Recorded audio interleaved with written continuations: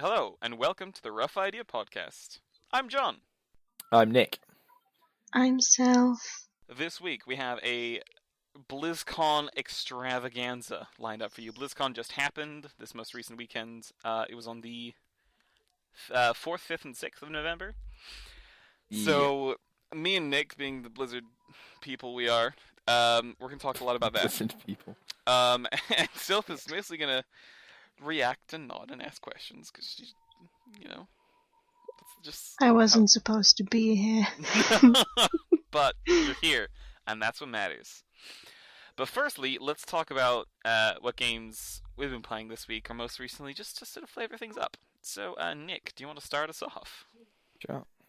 So, as the same as the past couple of months now, World of Warcraft's been consuming my life, but also a little bit of Tabletop Simulator.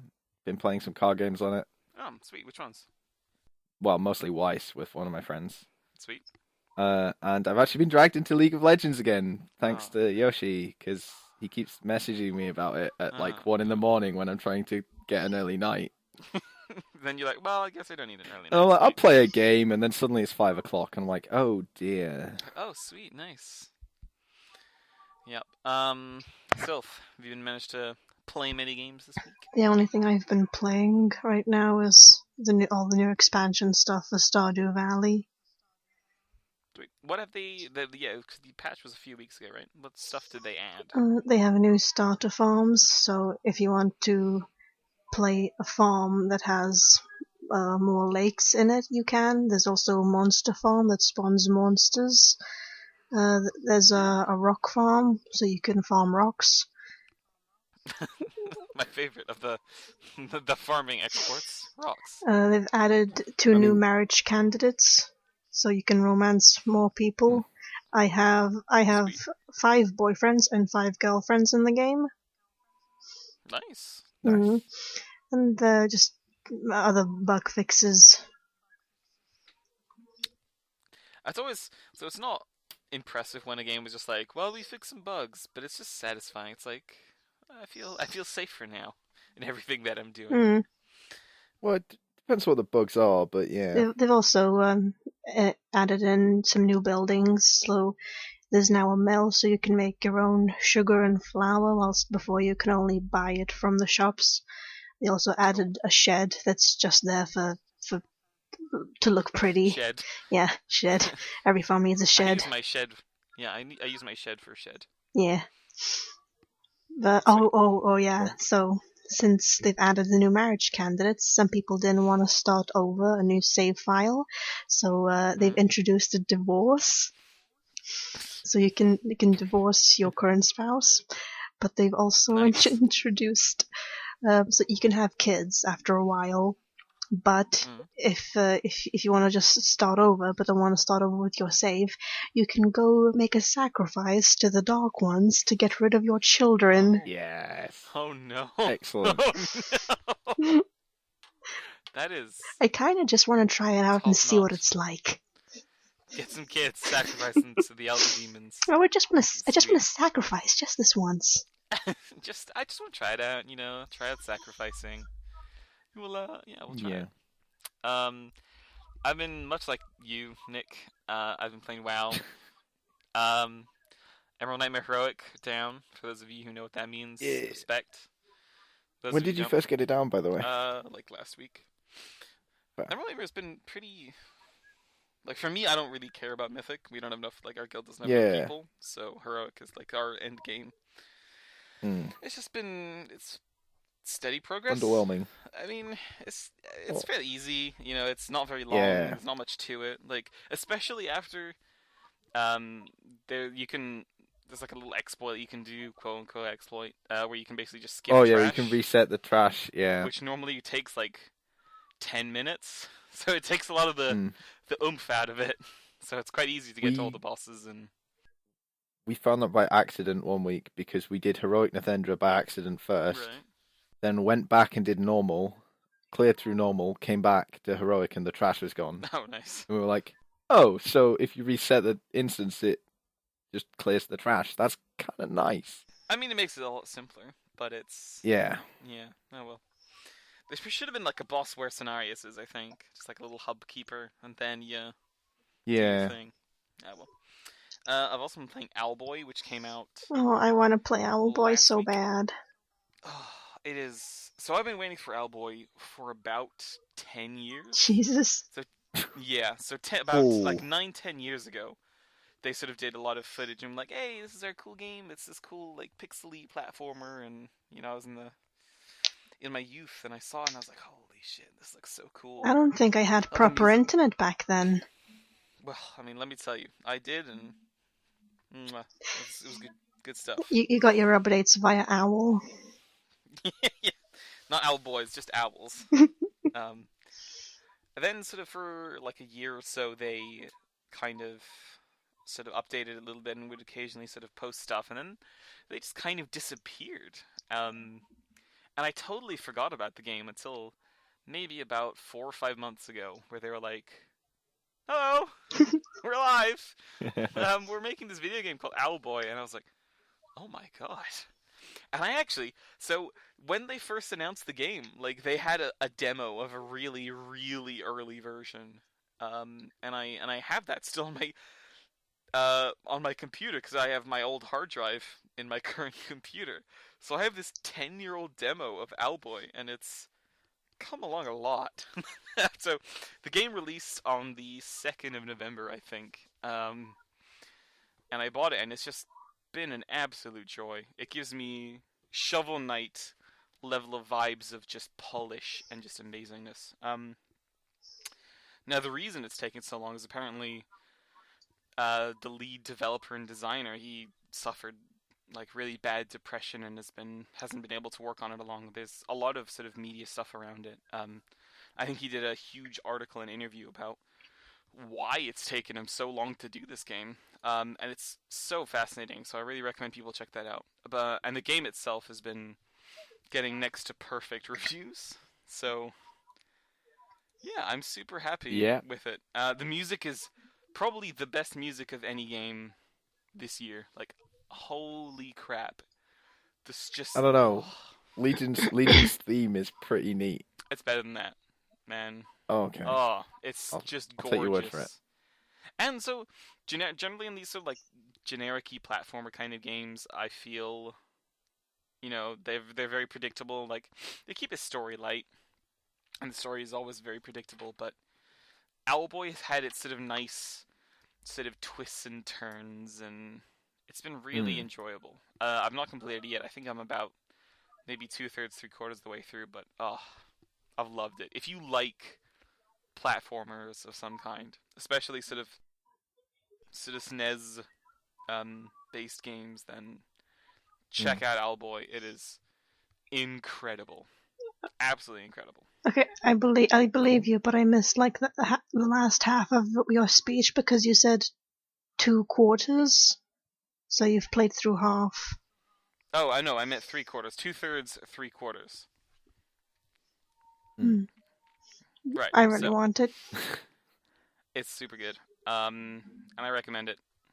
I recommend if people are gonna buy it, check out the soundtrack as well, because I cannot sing that game's praises more. It is not quite as good as Shovel Knight, but it's close.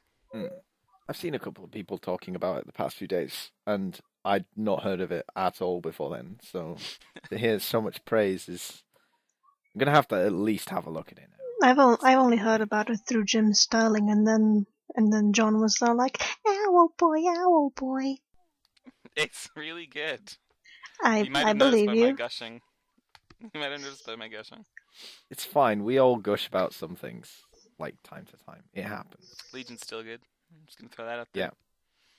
Yeah. Right. So BlizzCon. Well, firstly, is there anything else people want to talk about? Any other little tidbits of games that they've played, or anything like that we want to bring up before we go into BlizzCon? Because there's a lot of BlizzCon to talk about. I guess the only piece of news that I have, which was the Pokemon Go news, and then you guys can gush about BlizzCon for the rest of the show. Data miners discovered that the data for the next 100 Pokemon, so Gen 2, were found inside the app. So Gen 2 could be coming pretty soon. Also, Ditto's move Transform has been included. Sweet. Interesting. Pokemon Go is a game I've really enjoyed my time with. It's super simple, and a lot of people probably have gotten bored of it by now. But I kind of got bored of it. It's not that I really got bored of it. It's that I just wasn't going out at the time. Like at the time, it was big with everyone. I just wasn't going out that much. So as sad as that sounds, I wasn't really going out to places that were decent because like I'd be walking the dog or whatever, but I'd be walking him like nowhere near any Pokestops, things like that, which kind of hampers your Pokeballs a little bit because you don't really have any good source. Yeah, it was. Just buy loads of It incense. just kind of fell off steadily. But that costs shekels. Yeah. We don't like that. Spend some shekels. If you don't have any shekels, get a job. Yeah, pretty much. If you don't have a job, go to university and earn a degree. If you're not in university yet, finish school. It's a long chain of events that may take you to be able to play Pokemon Go, but it's worth it. So I'm super sort of in and out of Pokemon Go. Whenever I'm sort of in like proper cities, I really like playing it. But where I live is complete dead zone. In the whole village, there's like 1 or 2 Pokestops, and they're far and far between. But I mean, Gen 2. I want to keep. Pretty exciting. I want to keep playing it, but it's getting cold now, so taking my phone out is becoming a bit of a pain. Yeah, instead of being able to just hold it, you sort of gotta have gloves on, and then you can't really use the touch screen. And yeah, it's a big pain. Can we have buttons again, please? I don't want any more touch screens. Yeah, just make things a lot harder. All right, cool. Right. Now that we have finished all in the news, nothing else has happened with video games apart from BlizzCon. Yep. So where do we It's want like to start? it was planned. Yeah. It's like everyone was like, "Oh, BlizzCon's this weekend. Fuck announcing anything." Yeah, we'll just leave it. let people. We'll just let them talk about that. Yeah, get off their hype trains, and then go crazy. Right. So let's start with Diablo 3. Sure. Okay, so Diablo 3 has been sort of steadily poodling along with its seasons and slightly changing things here and there every season. And now, finally, they're like, hey, there's some new stuff coming. So there's 2 big things which were announced for Diablo. The first one was basically an anniversary dungeon. What they're doing is they're introducing a new sort of set of dungeons which revolve basically around Diablo 1, right? Yeah. They're having it so they're changing your UI, and they're changing the way you move and the filter basically over the game, so it looks like Diablo 1. You're still playing Diablo 3. They're even changing it so it's down to 8-directional movement instead of omni movement. So instead of being able to move freely with your mouse, it's now just like these delicious 8 directions. And I mean, that to me is, I mean, it's funny, but I hope there's a way to turn it off, because I can imagine being incredibly annoyed by that. But it's cool. Yeah, it's a nice like nostalgia throwback thing for the anniversary. Something different to do as well. I mean, the past couple of seasons I've not played of Diablo. Although admittedly that's because people would be like, I have like this group that I'd play with for seasons, and it's like one of the most recent seasons was literally I didn't play it because I was out at the pub the night the new season launched, at which point I was already too far behind everyone, more or less. I mean, I could get boosted up, but then I'd still be behind on like Paragon levels and things like that for the season, and I just felt like I'd be playing catch up the whole time, and I was like, I can't be bothered. Yeah, it's quite hard to sort of get into if you don't start from the start, or at least if you don't start with your friends. But it's been fun sort of coming back now and again. Yeah, right? At least.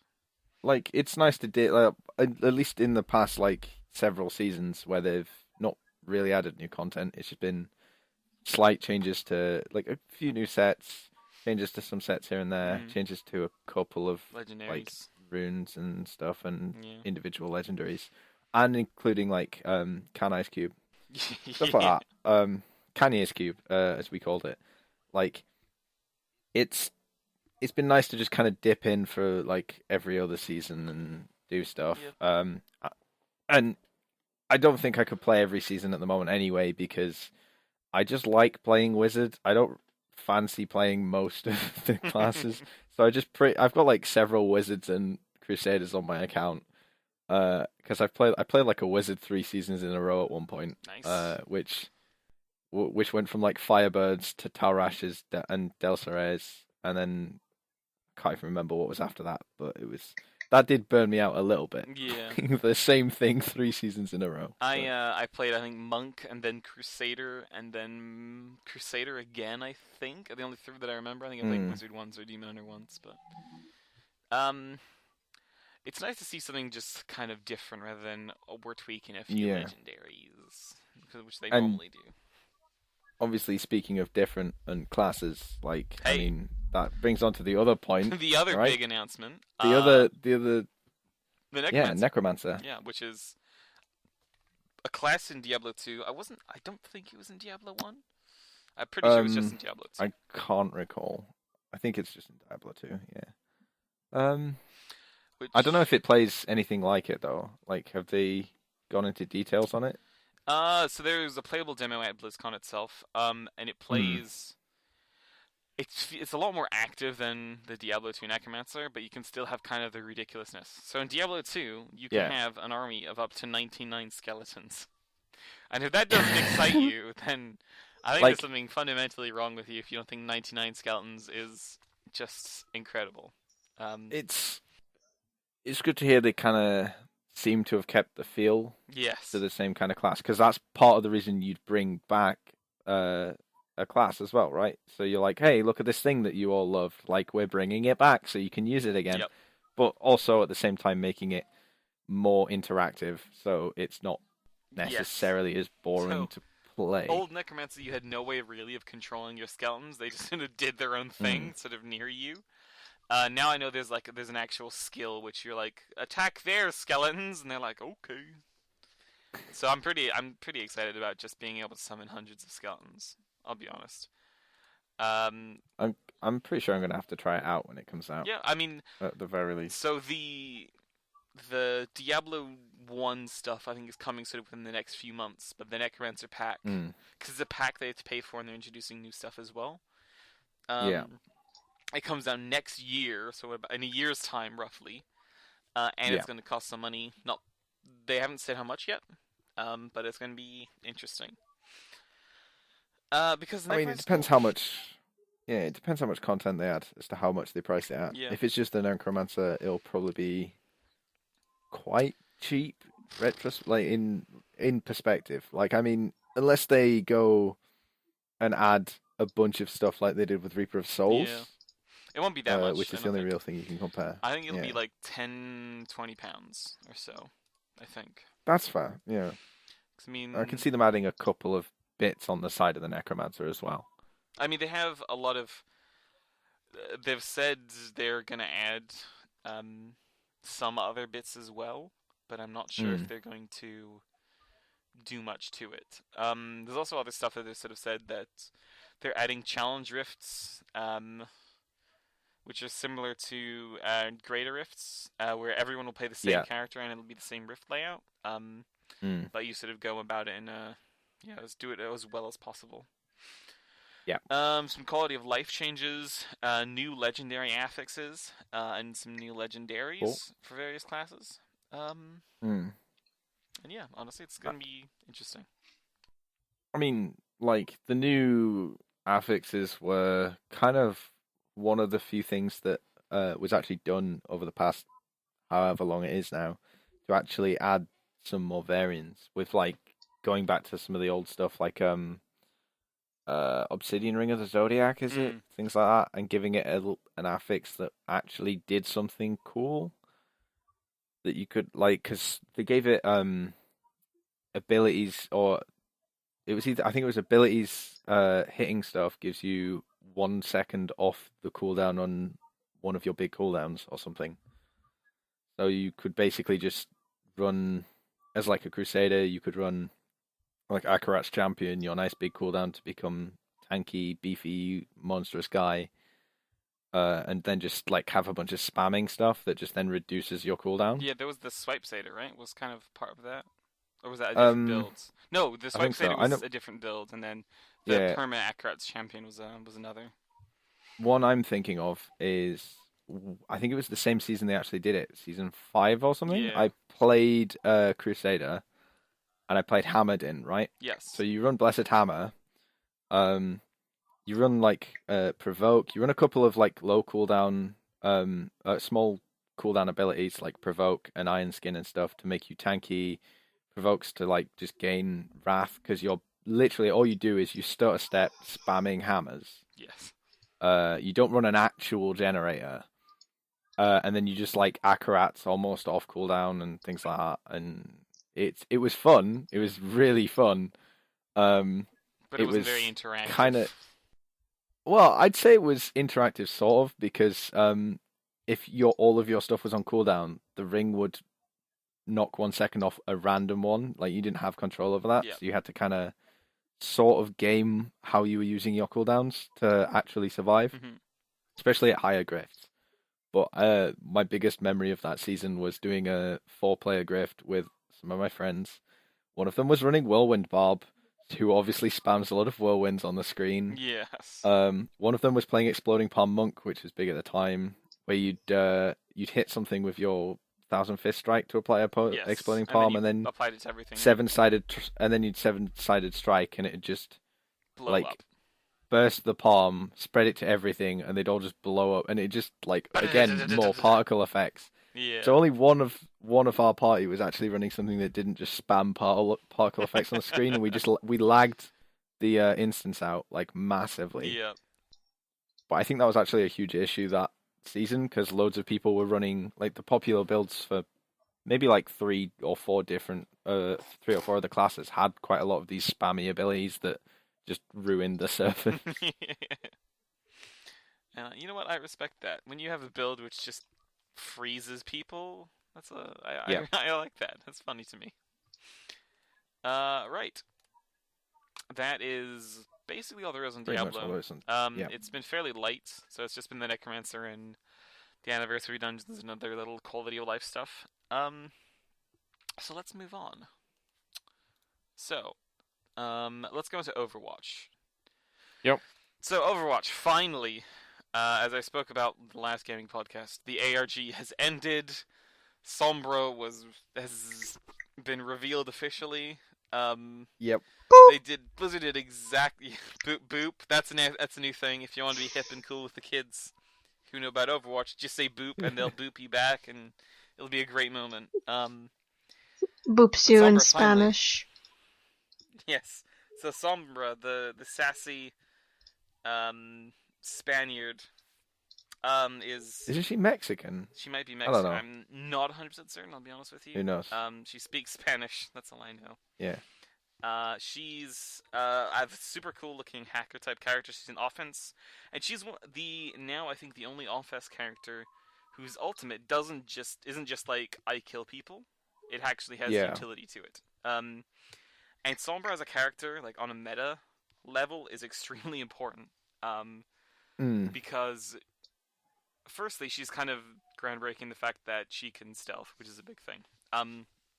But her main mechanic, hack, where she basically channels onto an opponent and disables their abilities, is pretty big. But her ult, so the first part of the ult is that it applies hack to everyone hit by it. It's a huge AoE around her, but it's blocked by line of sight as well. But it also destroys all shields and barriers. So that includes Zarya's shield. Break it down. That includes Reinhardt's shield, and that includes Lucio's shield. Lucio is him and Ana are in every single game of competitive Overwatch. Yeah. With like Reinhardt and Zarya 90% of the time being there. Sometimes you have other tanks, but it's always Ana Lucio. And Lucio, he is the big defensive ult in let's break it Sound down. barrier. Yeah. So she is going to really kind of, so as soon as Lucio ults, Sombra's like, cool, pop my ult, nice shields, nerds. Same with Reinhardt. If there's an enemy Reinhardt, she just stealths on past them, pops the ult. Oh well, nice Reinhardt. All he can do is whack people with his hammer now.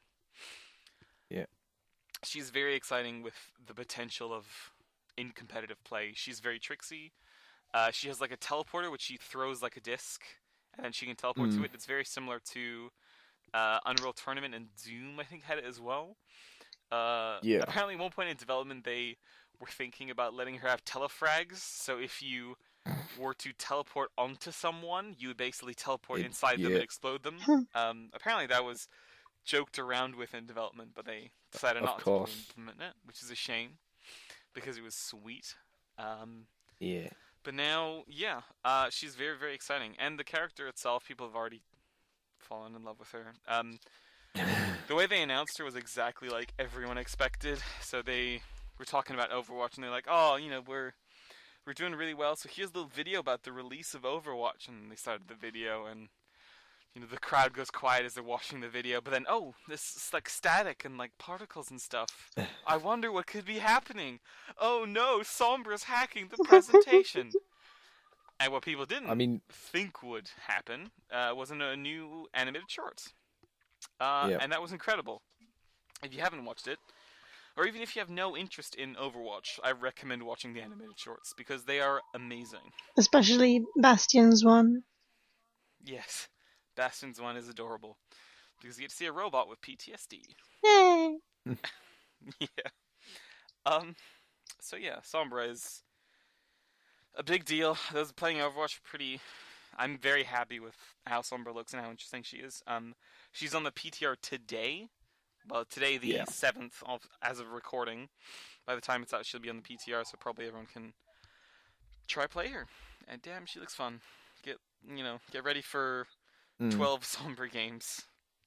At least from my perspective, I know I was talking to a friend earlier who was saying that he wasn't sure how situational she or how like he was expecting her to be particularly situational due to her ult being something you want to kind of hold on to and things like that, but also the fact she doesn't really have any kind of burst damage in her. Yes. But I think based on the kind of usual comp, I think there's definitely room for Sombra. So I don't think you pick her all the time, No. but I think she's particularly strong in certain lineups, at certain points in maps as well. In my opinion, she will be picked as long as there is two at least big sort of shield users. So let's say there's a Lucio and a Reinhardt. I think she'll be amazing. Or Lucio, Reinhardt, Zarya. She'll be amazing. Yeah.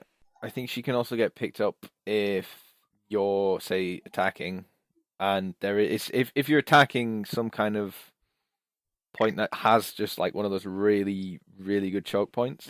Like Eichenwald because or she's got Hanamura. She's got the mobility and stealth to literally position with her ult, and then it's literally the best option now to break a to get through a choke yeah. point.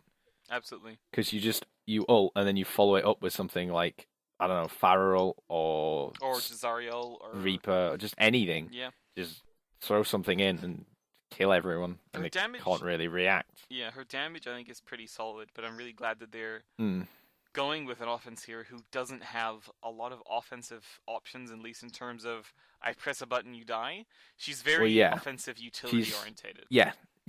Which I think is really cool. I think the other thing to note about hack is that you can use it on more than just heroes as well. Yes. Because it's going to be more situational on other things, but you can use it on Torb turrets, which means I assume you can use it on Symmetra turrets if you really want to. But Torb turrets is one. You can use it on heal packs. If they're just about to pick it up. Yeah, so the use on heal packs is very weird because if you hack a health pack, it means the enemy can't pick it up, but it also makes it recharge faster. So I think what you can do is, if you see an ally waiting next to a health pack, you can just hack it and bring it back faster, so they can have a health pack earlier, which I think is kind of funny. It's I think she's got a lot of interesting utility.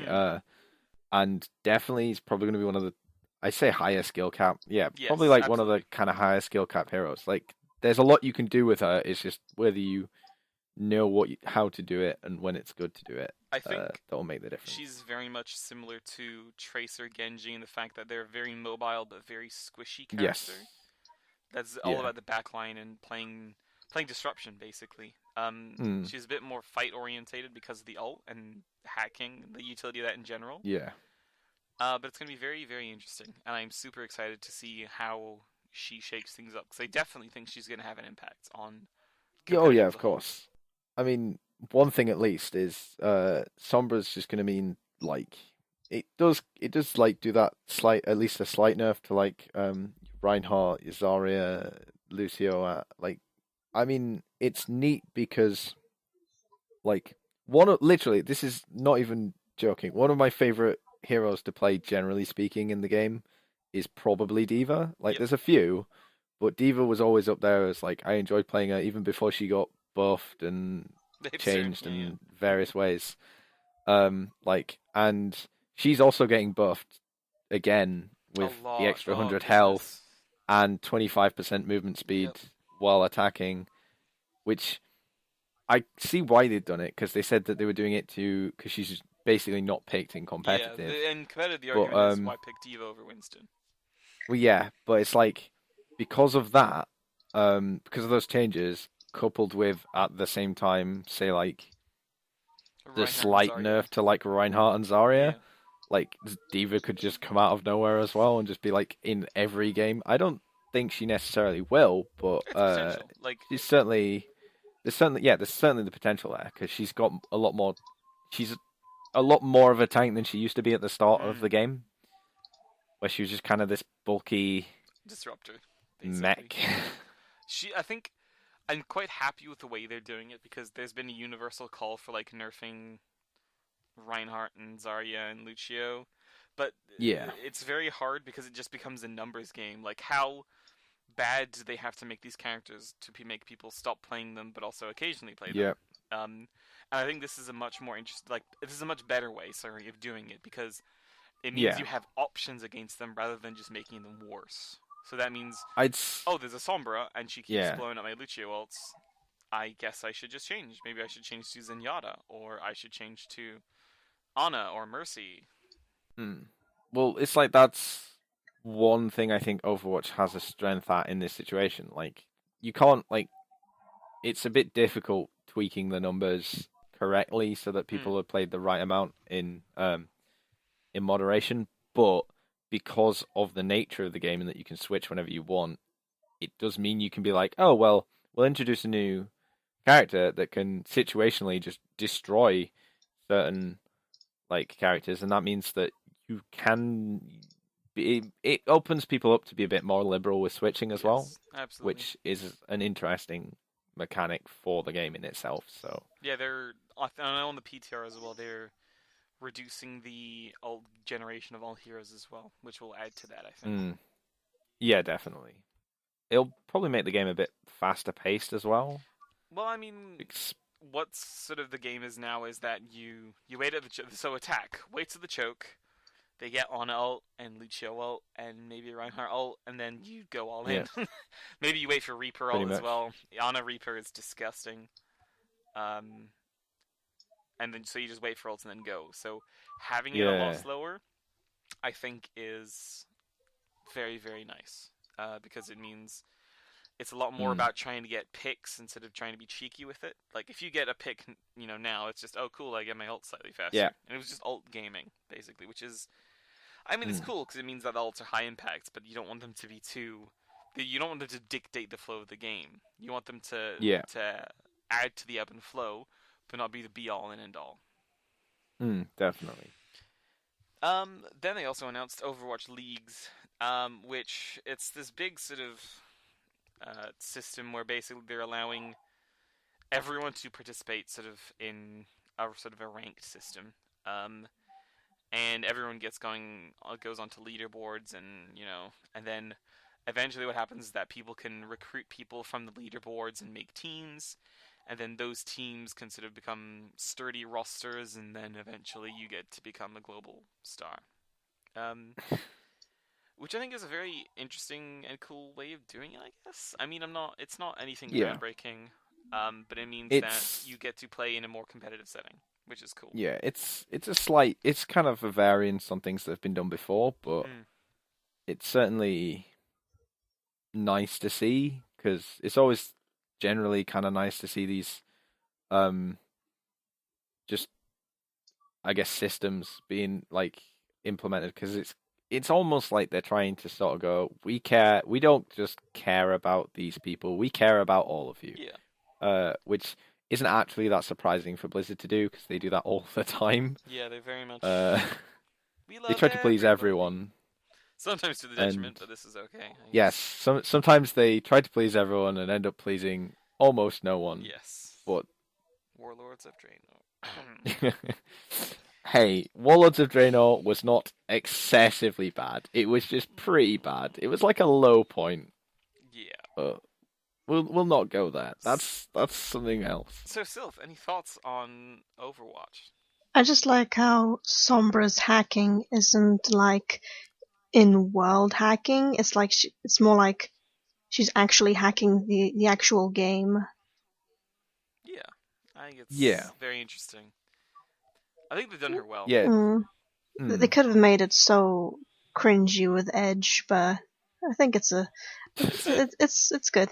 I think the comic kind of character fits it a bit more. Or I Yes. say comic, the less serious kind of character. Yeah, she's very It's flippant. flippant's a good word for it. If again, I recommend seeing the watching the animated short if you haven't with Sombra because it's hilarious and you get to see a real part of a character and also Boop.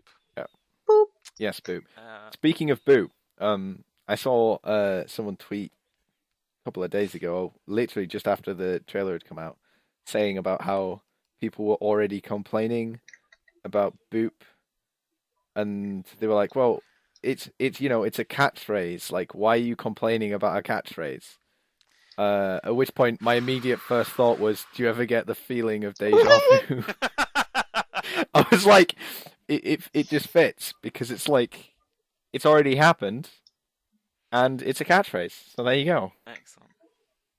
Do you ever get that feeling I of have a Boop? terrible sense of humor, obviously. Yeah. Goodness gracious. Oh, if it's gonna be I know it's gonna be an emoticon, but if it's gonna be a voice line that you can spam, Oh, please. and what I if hope it's so, just 'cause, you just have like- a team of Sombras all spamming boop boop boop boop boop boop boop.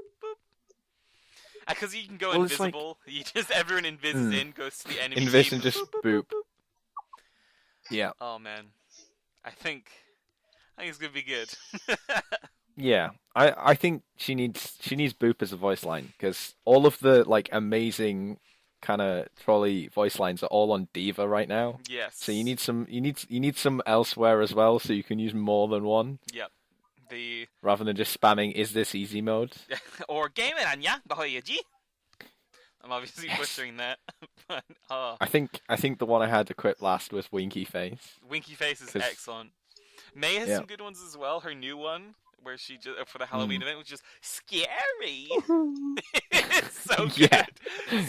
Yeah. So, like my favorite moments have been when you drop let's say you drop from somewhere high, you throw your ult down and then ice cube, and then obviously Yeah. everyone around you starts to like no as they're slowly frozen, and you Yeah. say scary and pop out and start headshotting people. Well, it's like in that kind of note, you can do it when someone like a Reaper tries to jump you. For the ultimate BM, you freeze them Yep. and then just be like scary and just kill them. It's like, oh, scary. well, yeah. The level of Overwatch BM is gonna improve, I think, drastically. Which is impressive considering the fact that they actually censored a load of like BM chat messages. The GG So if you type like easy debacle. you can't type GG easy because it comes out What? differently with like some What's BM? thing like, oh, it's past by bedtime. BM meaning bad bad manners. manners. It's just being a dick, kind of.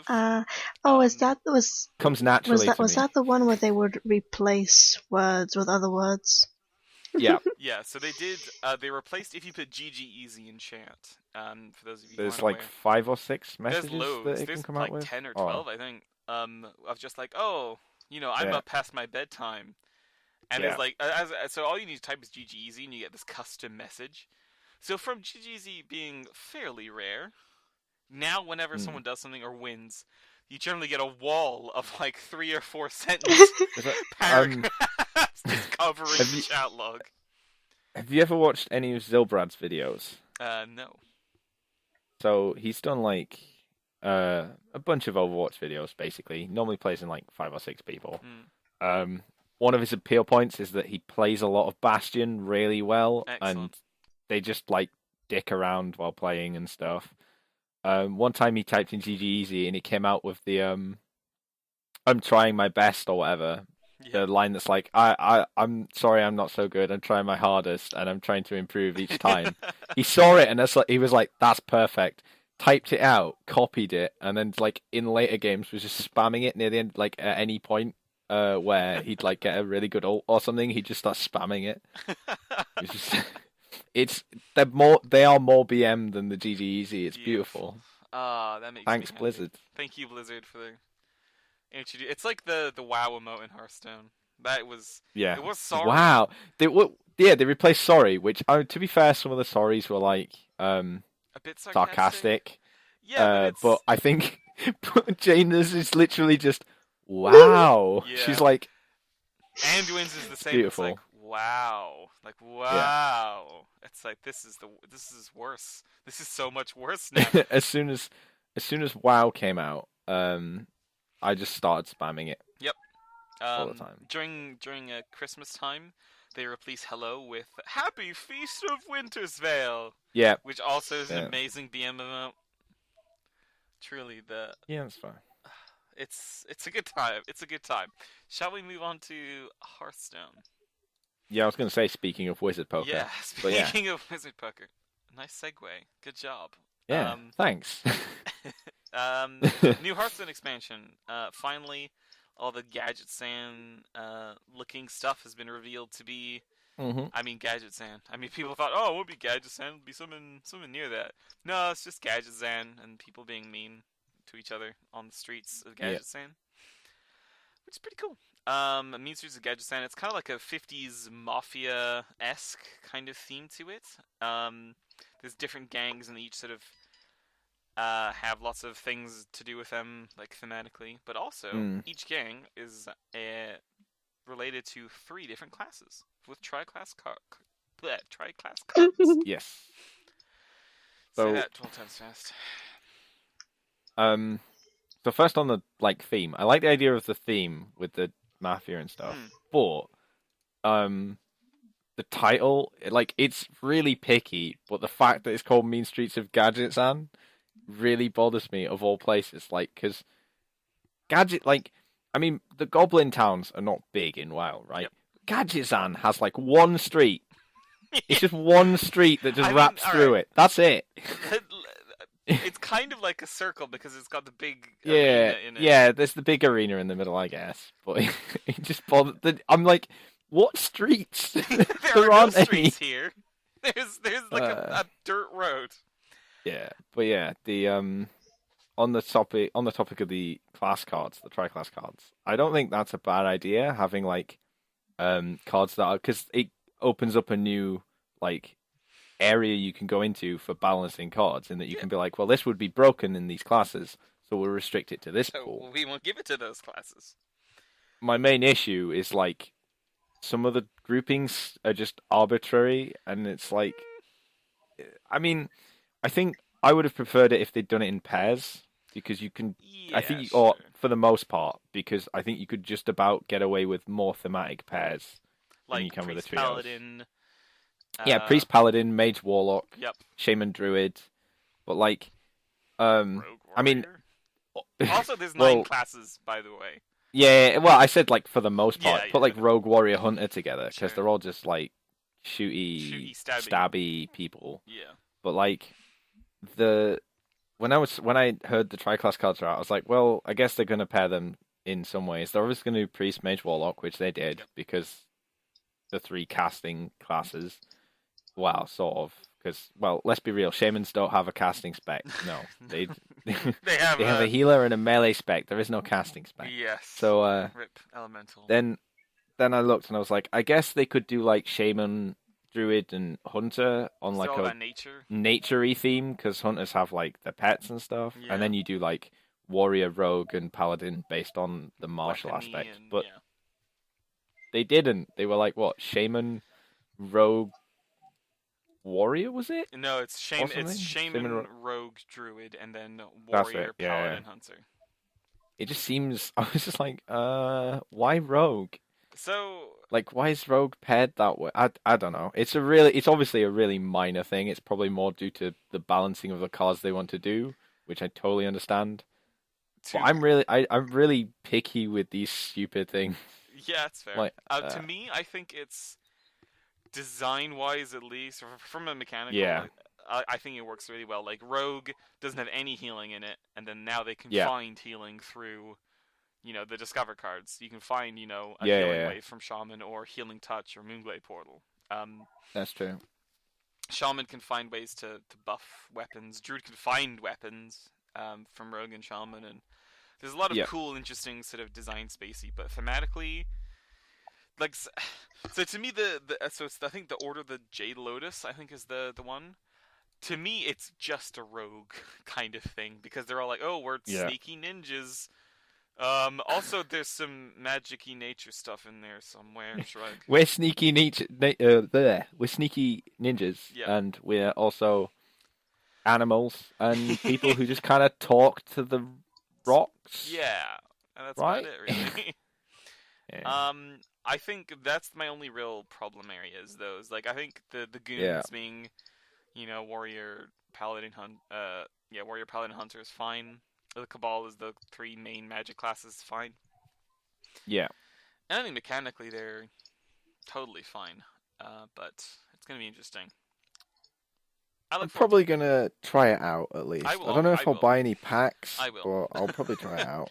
Because, I mean, I bought, like, leading up to the Old Gods, I bought some packs for it. I was really excited, because it was one of the expansions that was kind of a bit more leaning towards what, like, Warcraft actual lore, right? Yeah. Initially, anyway.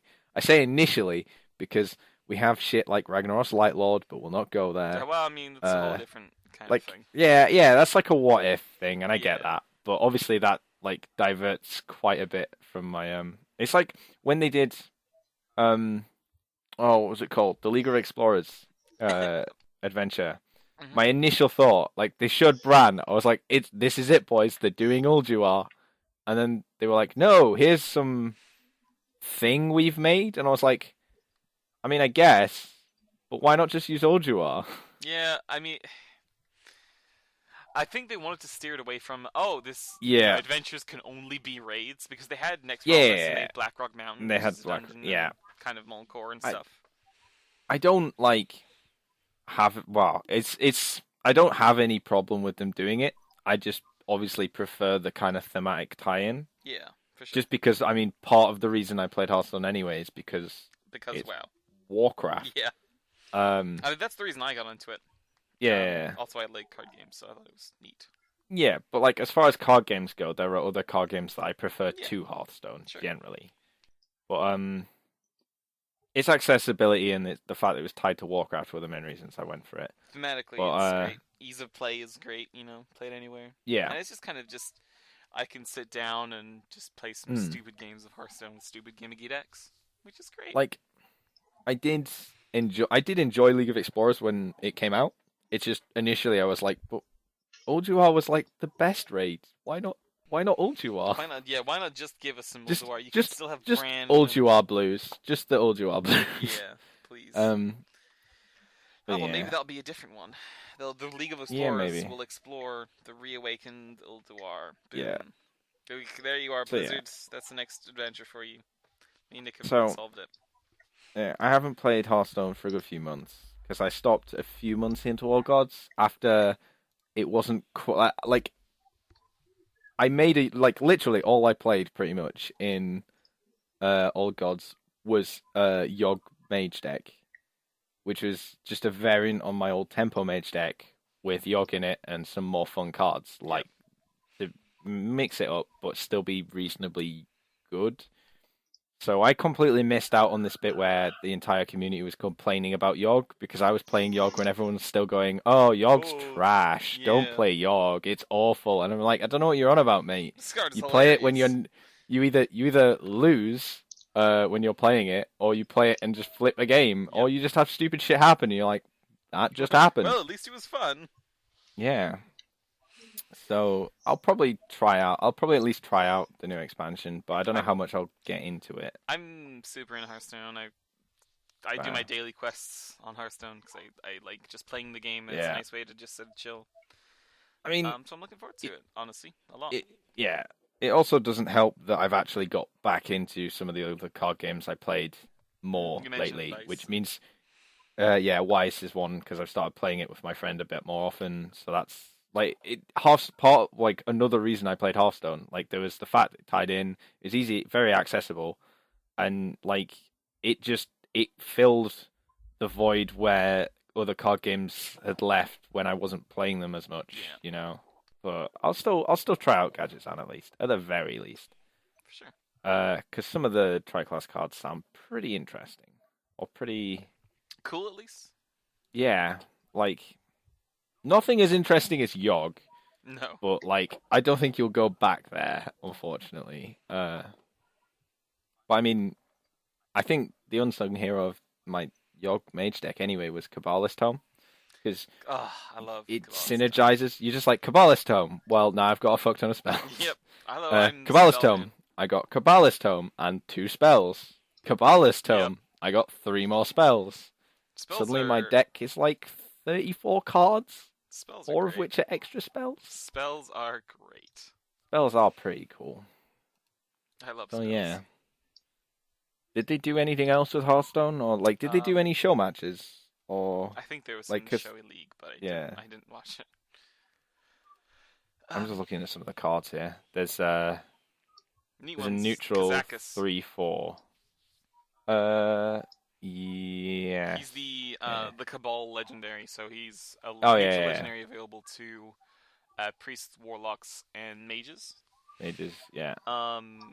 And he basically get to create your own spell with it. It's like 3 different discover traits. Oh yeah, create a custom. Yeah, create a custom spell. Only if you are running like arena style deck though. Yeah. So he'll be played for many months are left on Reno. Yeah, that's kind of cool. Like I did kind of wonder how that would actually play when it just said create a custom spell. I was like, okay, but what does that mean? There's lots of like, do you just things. type in deal 30 damage? Deal 30 damage to enemy. It just opens up like a text box where you can just fill in whatever you want. It's like playing Zork, but you get to make your own spell. Yeah. But like, there's a 3 mana 3/4 neutral legendary that could go with Miracle Rogue, I guess. That's like after you cast a spell, refresh your hero. Actually, no, that won't go at all with Miracle Rogue because your hero power is trash to refresh. Ignore me. I was like, whoa, no, you could run it in like Sorcerer's Apprentice deck with loads of spells, right? Something like that. It's not super strong. It might have some use, but to be honest, actually, the more I think about it, the worse the options I think of it get. I was like, you could run it in a mage deck, but then you could run any of the other mage cards that allow you to use your hero power lots. Yes. Without like, you could run Kaldara Drakes without having to cast a spell to then use your hero power again. Yeah, that card's not that good. No, but oh well. You know, it's got heart. It was interesting for like 5 seconds. You could do something interesting with it, maybe. Yeah. But yeah. So it does look generally interesting as a new expansion. Looking, when is it coming out? Have they said? I think they said early December. I believe. Okay. So in about. I'll have to keep that in mind. Which is dope. That's pretty much it on Hearthstone, I think. Yeah. Sylph, what's your opinion on the new Hearthstone expansion? You started talking about it, and then I fired up Stardew Valley, and now I'm harvesting blueberries. Excellent. Valid response. Yeah. I would do that as well, but You actually kind of like Hearthstone. sort of. Yeah. Sort It's like a of. love-hate relationship. Yep. I go back to it now and again, and then I'm like, why am I playing this? This Why is do I way play too much this? RNG. And then I go, well, I do play Weiss, and that's also quite a lot of RNG. And then I go back to Hearthstone. And then you're like, God, this is a lot of RNG. Eh. Well, maybe you're okay with it, but probably not. Right, let's talk about WoW. WoW is the thing that me and Nick are into right now. I mean, you say right now. Well, quite a while, actually. yes. Both of us have been playing a lot since Legion's launch. So it's been... Yes. What's been the nicest thing about this is that it's been consistent. There's always been stuff to do, and when you feel like, I'm kind of done, they're like, oh hey, a new patch coming soon, and then that new patch happens, and there's a huge new dungeon and all kinds of stuff. Yeah, so my big praises to Legion. First off is, again, like you said, it's consistent. Like, of the complaints I have, they are so minor. It's things like, Nomi, he's an asshole. You know? good old, fuck Nomi. Just does really small things like that. The cooking panda who's the worst possible chef imaginable. So for context, you give him raw ingredients in a work order, and you're like, look at these 5 ingredients. Come back in like 2 hours, and hopefully you'll have a recipe for me so I can learn that recipe to improve my cooking skill. But Nomi... he gives you burnt food all the time. He's a very bad chef, and he's not very good at what he does, so he burns a lot of food. And then, you go to Nomi like, hey man, what have you learned after, examining, there's 5 bits of bacon for, 3 hours. Well, I burned some food. That's it. And you just get sometimes, a shitty item. Yeah. Sometimes as well, it's just like, I'll give him 20 lean shank or something to give him to do 4 orders. So we'll see what happens. You come back, he's like, here's a shit ton of burnt food and some of your lean shanks back. Yeah. It's like, oh. It's like, well, I didn't need them. That's why I gave you them. Fuck's sake, Nomi. And Blizzard have responded to everyone's hate on Nomi by introducing in 7.1 the slightly burnt food. It's burnt food that he can now get. Because he gets slightly better at cooking as the expansion goes on, apparently. Yeah. So yeah, there's very few actual complaints I have. They're all fairly minor, things like that. I guess actually now one I'd say is I felt like Emerald Nightmare was a bit underwhelming because that's obviously more of like a personal position though. I'd agree on that, but it's still stuff to be doing, and it's I think reasonable enough. The fact that they've showcased already that they're not doing what they did with WoD. Like they like you said, they've addressed it at BlizzCon like this weekend in one of the speeches or Q&As or something. That Watcher was like, we want to provide content regularly. Like new content, and it can be in smaller like it's a good idea to actually break these big patches into smaller patches so that there's fresh stuff quite regularly, because otherwise coming out. Otherwise like an MMO does get quite stale, repetitive, and it's things like that. Enhancement Shaman is really fun now, I kind of still enjoyed Enhancement last expansion. I've always enjoyed Enhancement to a degree, otherwise I wouldn't have played it for so long. But like, it not only feels more fun than last expansion, it also actually performs well, so you don't feel bad about playing something that is enjoyable in higher content. Something that they've done, which is I think this is the first time ever, is I think all of the at highest potential, like all of the specs are within like 10% DPS of each other. Yeah, which is unheard of. It wasn't quite like that on launch, I think, launch, but they've really tweaked. Especially in 7.1, they've really tweaked a lot. Yeah, which is cool. I mean, it shows that everything is at least slightly, mostly viable. Obviously, you can still min-max. Like fire is still absolutely bonkers. It's better than Arcane and Frost. Although Frost is Yeah. really kind of catching up, which is sweet. Well, yeah, like Fire was insane on launch, and then everyone was playing Fire, and they're like, well, we kind of want to allow other people to play Yeah, Frost different and specs if they Arcane want to, stuff. but we don't want to just shit on Fire because lots of people invested in it. So they're managing it quite well so far, I'd say. And obviously the final thing I'd say about my kind of favorite things on Legion so far is the launch. Like, I'm not sure how much you played on launch. It launched half an hour early, something like that. Well, yeah, it launched. The launch kind of went live, sort of staggering. Like, because I mean, I was playing. So in our group of about 5 or 6 people, I think there were 5 of us on launch night. We played from launch until we hit level 110. Jeez. It took me just over 15 hours. It was fun because you're doing it like you do it as like a everything new group as well. It's really finding the fun social treasures. experience. Very tiring at the end, Oh obviously. god, yeah. Only 2 of us actually didn't go to sleep. Like others were like, "Oh, I'm gonna go to sleep and then finish afterwards," or "I'm gonna have a nap and come back up and continue." But 2 of us powered through, and then we finished at like 1 in the afternoon, and we're like, "I'm done. I'm done. I need to take at least a half-hour break to just regain my bearings." But it was so smooth. Yeah. Like as far as launches go, it it's launched the best early. launch they've done. I mean, I couldn't Like- think of any bugs that happened. It was Yeah. just nice. But anyway, there's new content for Legion coming. Linking Yes. into what we were saying about consistent content, they've talked Yep. about 2 new patches. So 7.1.5, we're in 7.1 now. 7.1.5, they're going to do Pandaria Time Walking Dungeons, which Time Walking is like a Yep. weekly event. So old content is basically scaled up to where you're at now. And it's just a way It's to more like you're scaled down, I think, Well, to yeah, it. yeah, But sorry, then you true, get true. the gear you get from it can scale up with you. Yes. So it's and still it's relevant. Super Yeah. cool, and it's fun. There's bringing back the Brawlers Guild finally, which are basically Yep. like solo raids almost. You fight a cool big boss and you do lots of different Yeah. mechanics, which is super awesome.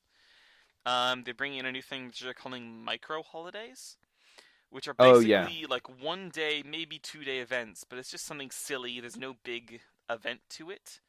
Like they're talking about Day of the Boats, where apparently you can take lots of boat rides everywhere for no reason, just because boats.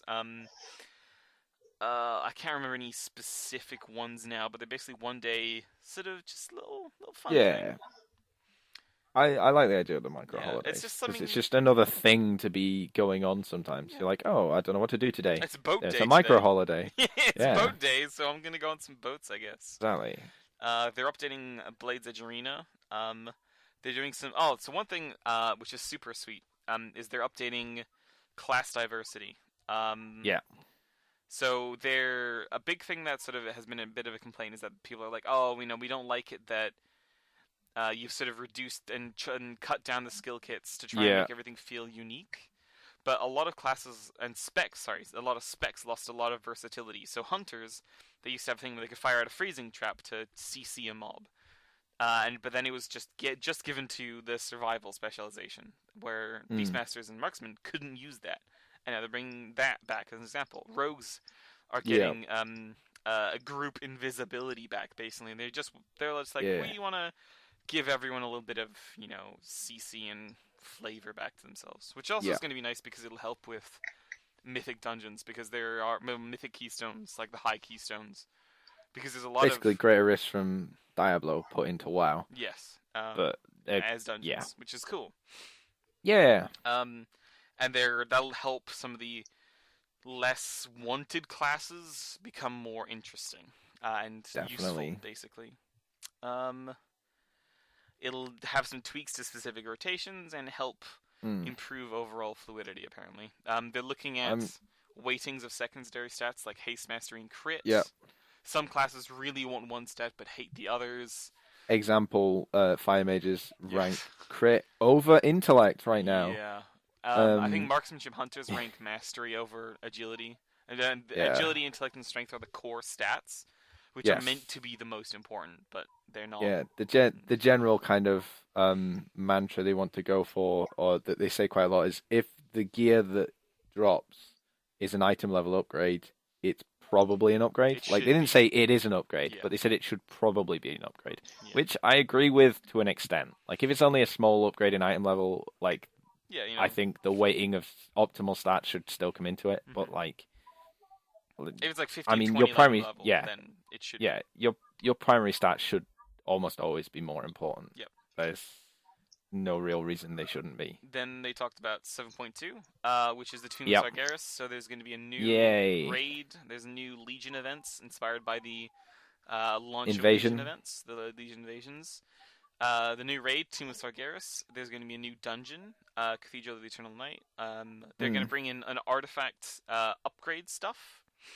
Yep. There's going to be a new artifact campaign will provide an opportunity for players to show mastery of their class with a solo skill challenge, which unlock a new appearance for their chosen spec weapon.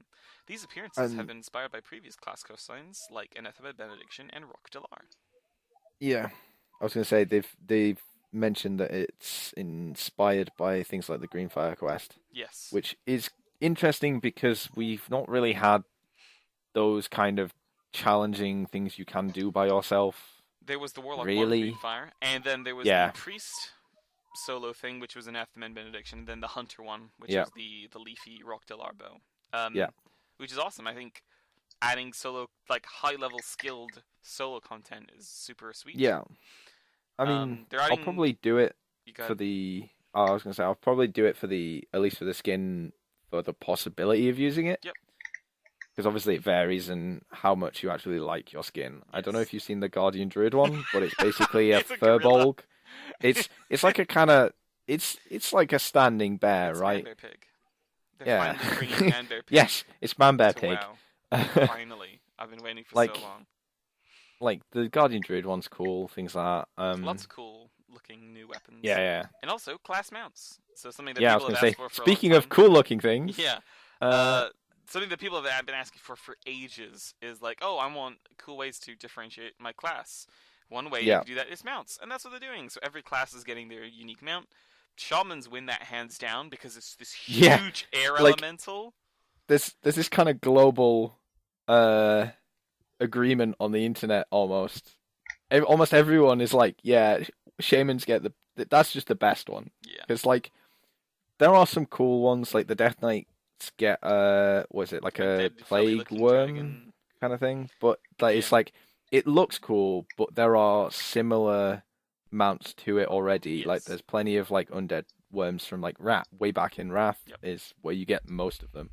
But like there isn't an elemental as a mount yet. And it's super cool. And it looks so nice. And you Yeah. just stand on its head as it flies you around. It's like nice. I think That's they've all I done a can really say. good job with all of them.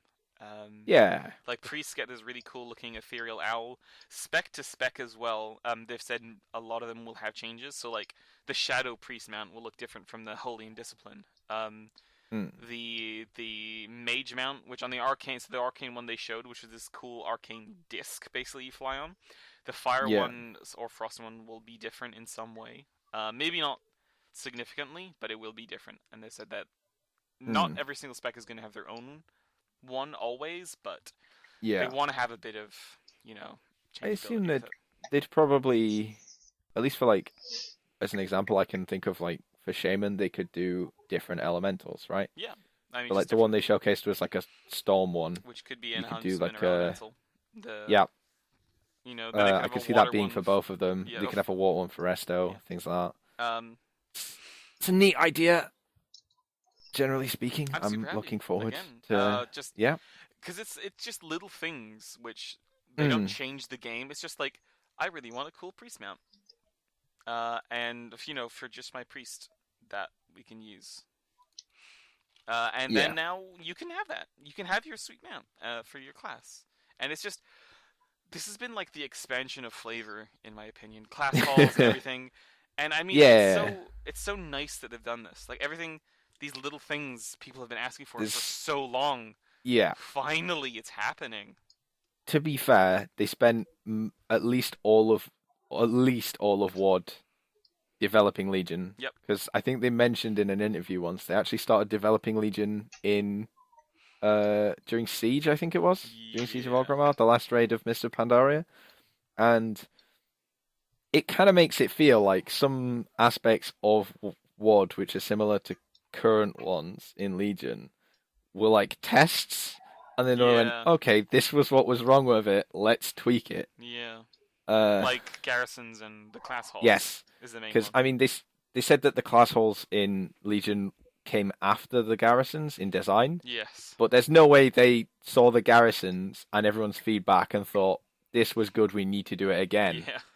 They clearly thought this was a general good idea. Like they got the feedback of it's a good idea. It just didn't quite get We executed don't right. want to look at 80 different Yes. missions every week, like every day, and be like, Yeah. I I don't want an add-on Yes, like, that has to do so I everything can for just- me. so I can just do everything, get everything done for me. Right. 7.2, as I said, is bringing new raid, new dungeon, and then they really coolly announced also 7.3. It was very vague and up in the air, but we're going to Argus, which I was very Yep. curious about because I thought that would be a different expansion, but apparently it's this patch. Yeah, I figured August would probably be like the last place we'd go to generally. Yeah, in the not WoW not timeline. yeah, in WoW, not in Legion. Yeah. I thought what we might do actually. So I don't know how much you know about Il'gynoth's whispery stuff in Emerald Nightmare, Yes, I do a decent but amount of that. so for context, Il'gynoth is a boss in the current raid Emerald Nightmare. And the nightmare is basically all this corruption in this nice hippie dream druid place that is caused by these like eldritch horror gods from space that everyone refers to as the old gods. Yes. And Il'gynoth is basically a bot, like a very old gods kind of boss, and it's stated as far as flavor goes that it is just a manifestation of their influence in the dream. And so, like many of the other old gods things in the game, they like to whisper to you directly and say crazy stuff. Like the first one that was in the game when you were in the raid he was in used to whisper you things like your heart will explode at random times in the dungeon, which is a little bit unsettling. That happens when to me you're all the time. yeah. So Il'gynoth's whispers were like almost like a riddle, basically. It's not a riddle because I wouldn't call it a riddle because it's quite obvious what they're referring to. But essentially, the set of whispers implies that we're being tricked in our goal in Legion, which is to gather all these pillars of creation, these artifacts of power, to then seal the portal that's opened. And he's basically saying in the whispers that if you gather them all, like it You'll set the old gods unlocks free, a something seal like or something and set the old gods free or something. that. Yeah. So, I mean, obviously the initial thought is the old gods lie to you all the time. This could easily just be Blizzard being Blizzard. But then I thought the real Blizzard being Blizzard is making a plot twist like that and then shoving it in your face so everyone goes, well, that's not actually going to happen, because why would you make such an obvious plot twist then be like projected heavily before it happens? So I think it could actually happen, but I'm not so sure now based on the fact that, well, I say not so sure. I kind of know now since they've announced Broken Shore as the next raid after, or Tomb of Sargeras after Nighthold. Yes. I figured we'd go to the Nighthold, we'd get the last Pillar of Creation, we'd then put them in place to do the magic-y seal the portal stuff. Then it'd turn out we'd been lied to. It would do something with the old gods. We'd then, in the next raid, do old god things, since the only things that have really been in this expansion so far are the Burning Legion and old gods, as far as factions go. And then suddenly old So gods. so I figured we'd do some old gods things, and then be like, well, we still need to close this portal. And I thought we might go to Argus, but the reason we go to Argus is because we'd need to go to the other side to close the portal, which would then lead into the next expansion on Argus. That was my thinking. Yeah, I thought something similar as well. But I think we're gonna have to see. It's gonna be very interesting. Yeah. I look forward to the future of Legion. Basically, there's gonna be a lot of cool stuff. As it goes, obviously this is 7.3 is gonna be quite a while away. Probably. Probably a We're year talking or so. Next year after maybe. 7.3, probably late next year. Yeah. Because Nighthold's coming January. Something like that. And then it'll probably be at least 4 months, maybe, till... Actually, it depends when they want to bring out Tomb of Sargeras. It depends how quickly the Nighthold is cleared as well, I guess. But Yes, it'll all we'll have time to see. tell. And Yeah. that, I think, is it basically on the BlizzCon front. Is mostly, there was right? It's yeah, Hearts. pretty much. There was Heroes of the Storm, but no one plays that game. No, there's two But I still want heroes. to Yes, at Varian. least mention it because Varian is like amazing. And whoa. So, Ragnaros is yeah. the cool guy. He can possess forts, and then he's like a raid boss. It looks No, really I'm not cool. talking about his like skill set. I just mean the as a character guy. Varian no, is he's cool. boring. Alliance, So. tough alliance man. Grrr. Wow. Garrosh did nothing wrong. I'm just gonna put that out there. It's yeah. I can yeah. I'll take Kieran. I'll take Kieran's side on this right now and just go. Okay, Audible good. sighs. Right. So That Sylph, is everything, what's your then. opinion on the new WoW BlizzCon things? My thoughts exactly. Right. Yeah. BlizzCon I done. played Panda once. You did. It was. I'm Great. currently playing a panda because problems with not liking most of the horde races. Man, I love the horde races. Trolls are the coolest. I'm an alliance boy, mate. All I can say. Oh, Varian's great. Oh, what hero, finally. Well, in my defense, at least my choice of alliance is Draenei. So Okay, that's fine. I'm all up for the space goats that are like kind of Russian gypsy people. Yeah, they're pretty cool. As alliance races go, they're pretty cool. Yeah. Right. Is there anything else people want to bring up before we close off? I don't think so. Well, I wasn't in the last episode of games, but I'm guessing you guys discussed all there was on the Nintendo front. The Nintendo Switch? With the Yeah, Switch. we did. Yes, they did. Oh, I guess we can throw in our opinions, actually. I think it might be interesting. I like the idea. I could use the gimmick. I'm not entirely sure if I will, but I could use the gimmick. And if they announce good games for it and low enough price, I might get one on launch. Zelda on launch. That's all I'm going to say. They finally did it. Wii U didn't have Zelda on launch. This has Zelda on launch. It's going to have 2 versions of Skyrim on launch. Yep. Amazing. Oh, Sylph, Switch opinions? I mean, I'd probably still use it mostly at home, but at least this time I actually understood what they were advertising. Instead of the Wii U's clusterfuck. I don't even remember the Wii U's advertising, man. I just thought it was... It's for the whole family, but also core gamers. I just thought it was an advert for a pad, but it's for the Wii. For the Wii. Yeah. Yeah, they did not make that very clear. Right, yeah, well, that's fair. I think we're all done then. Go ahead. Just like this is gonna mean almost nothing to anyone, but Fate Extella is coming out in Europe like next week. Fate what now? Right. So you've heard of like Fate Stay Night, right? Yes. So have you ever heard of Fate Extra, which is kind of like a spin-off RPG dungeon crawly game for the PSP? I think I've heard of it, but I know nothing of it. So essentially, there's Fate Extra, then there's Fate Extra CCC, which is like a third route to it. Right. And then there's now Fate Extella, which is a bit more like a Musou game, like in design, but is a continuation of the story. It just looks fun because you can play people like, Alexander the Great and like fucking hit people with swords and summon an army. Sweet. So sounds cool, I guess. Yeah. All right. People won't care unless they actually like Fate anyway and were already interested. I just figured I'd mention it because I might end up getting it. But right. Yeah. Well, if that's it, thanks everyone for listening. Yeah. I hope you enjoyed this edition of the Video Game Rough Idea Podcast. BlizzCon podcast. The BlizzCon podcast. I mean, it's been BlizzCon, and Sylph chimes. She was here for the start. Sylph probably could have not been here. For the middle part of this podcast. Whoa. That's But I appreciate the opinions. Right. Heard we play WoW and we're such nerds, but we're cool.